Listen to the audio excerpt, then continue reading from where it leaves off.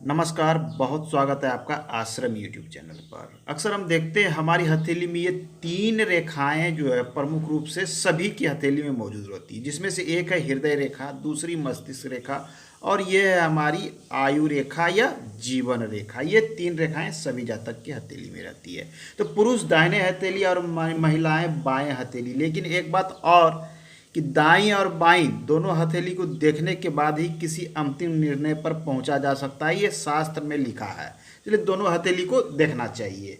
अब बात करें सबसे पहले हम हृदय रेखा की। अक्सर हम देखते हैं कि इस रेखा में इस प्रकार से दो भाग में बढ़ता हुआ इस रेखा हमें अक्सर देखने को मिलता है। आज का अंक यही है, ये तीन रेखाएं जब दो भाग में बढ़ती है तो क्या क्या इसके बेनिफिट, शुभ अशुभ प्रभाव पड़ते हैं, ये देख लीजिए। हृदय रेखा अगर दो भाग में बट जाए तो इसके विषय में क्या है। सबसे पहले तो अगर बंटने के बाद एक भाग यदि शनि पे चले जाए, ये यदि शनि एक भाग शनि पे चले जाता है तो ये दिखलाता है आपके कर्म क्षेत्र को, भौतिकवादी सोच, कर्म, कार्य क्षेत्र, धन, ये तीन चीज़ों को दिखलाता है। शनि कर्म का क्षेत्र है, आप जो कार्य करते हैं उसका क्षेत्र। तो मतलब हृदय से ये दिखला रहा है कि मन से आप जो है किसी क्षेत्र में कार्य करने की ओर आपकी इच्छा रहती है।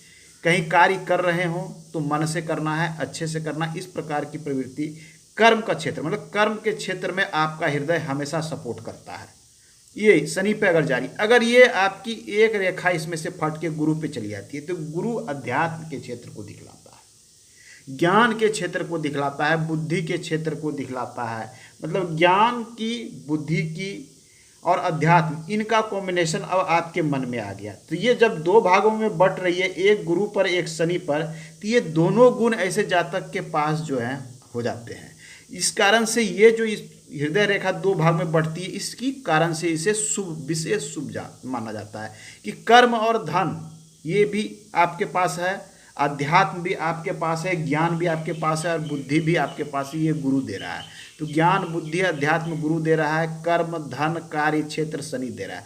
दोनों जब मिल जाते हैं तो व्यक्ति जीवन में आगे बढ़ता है बहुत तेज। अब बात कर ले हम मस्तिष्क रेखा की।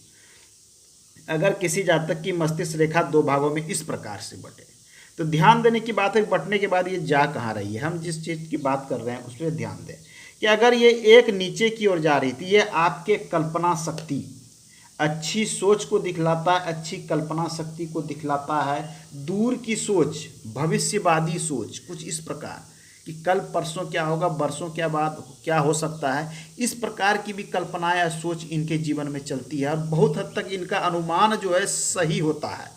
तो ये हो गया। दूसरी रेखा अगर यहाँ से निकल के मस्तिष्क रेखा दो भाग में बढ़ती हुई अगर इस प्रकार से ऊपर की ओर चली जाए तो ये मंगल का क्षेत्र है। मंगल यथार्थ का क्षेत्र होता है, वास्तविकता को दिखलाता है। एक तरफ कल्पना, दूसरे तरफ वास्तविकता। साहस, मंगल साहस को दिखाता है, जुझारू प्रकृति को दिखलाता है। मतलब ऐसे जातक में दोनों चीज़ों का कॉम्बिनेशन हो जाता है, यथार्थवादी, कल्पनावादी। मतलब सोच भी रहे हैं दूर का, कार्य भी ये जमीन पर कर रहे हैं। तो इस प्रकार की प्रवृत्ति मस्तिष्क के, ये मजबूत मस्तिष्क को दिखलाता है। अच्छी सोच, बुद्धिमता, किसी भी कार्य को स्थिर होके स्टेप बाय स्टेप करना, इस प्रकार की प्रवृत्ति को दिखलाता है, जिसके कारण ऐसी मस्तिष्क रेखा दो भागों में बटी हुई शुभ मानी जाती है। अब आइए जीवन रेखा पर। जीवन रेखा अक्सर हमें इस क्षेत्र में दो भागों में बटी, हालांकि जीवन रेखा में इस जगह पर बटना बहुत तरह का होता है। कुछ चीज़ें होती है कि हम बात कर रहे हैं सिर्फ दो भागों में, अधिक हो पतली पतली रेखाओं तो उसका अर्थ बदल जाता है, ये आप ध्यान में रखेंगे। लंबी और सुखद जीवन, धन संपत्ति से परिपूर्णता ये दिखलाती है। चुनौतियों का सामना करने की क्षमता वाले व्यक्ति होते हैं। संघर्ष, जीवन में संघर्ष होता है और संघर्ष से कभी घबराते नहीं हैं। यात्रा और यात्रा से लाभ, ये चीज़ें ये दिखलाती है। यात्रा, अगर ये शुक्र की ओर, अगर ये रेखा काफ़ी ये शुक्र की ओर इस प्रकार से घूमी हो, चूँकि ये शुक्र क्षेत्र है, तो ऐसे जातक जो है पैतृक संपत्ति के सहारे जीवन में, मतलब जीवन में इनको पैतृक संपत्ति का आगे बढ़ने में बहुत बड़ा सहयोग होता है।